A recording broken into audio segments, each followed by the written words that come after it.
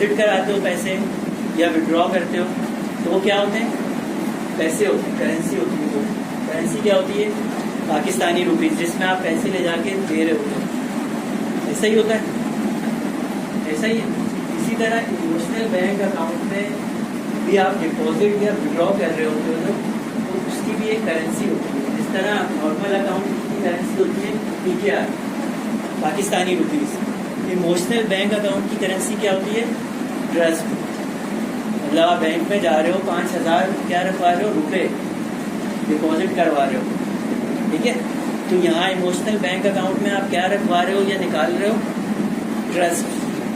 तो emotional bank account की currency क्या हो गई? ट्रस्ट। यहाँ तक सबको समझ में आ रहा है? अकाउंट ओपन हो गया, करेंसी पता चल गई हमें कि किस करेंसी में होता है।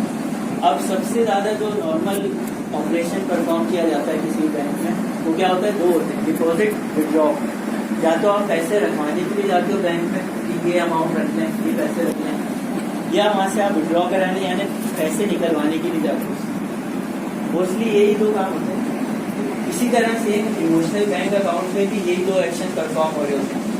या तो आप ट्रस्ट डिपॉजिट कर रहे होते हो या ट्रस्ट विड्रॉ कर रहे होते हो।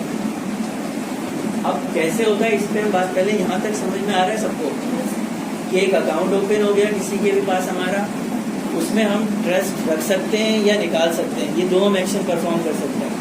डिपॉजिट मतलब जमा करा सकते हैं ट्रस्ट, विड्रॉ का मतलब निकाल सकते हैं। यहाँ तक क्लियर है सबको?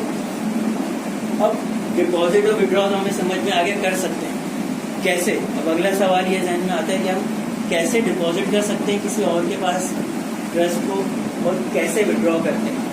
तो उसकी दो होते हैं सी एंड सी। इस तरह आप नॉर्मल बैंक अकाउंट में जाते हो तो वहाँ पे भी दो चीज़ें ही होती हैं, सी एंड सी। यानी आप पैसे डिपॉजिट कराते हो कैश की फॉर्म में।